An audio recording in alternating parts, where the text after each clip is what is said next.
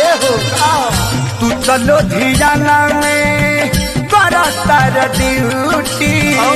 पछुआ के हवा मोर बिगाड़ देता ब्यूटी घाम लागता ले डियर घाम लागता ए डियर घाम लागता गरमी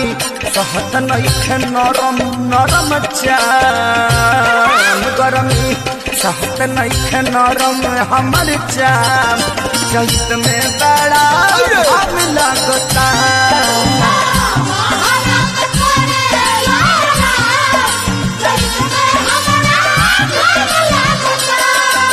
बलमुजी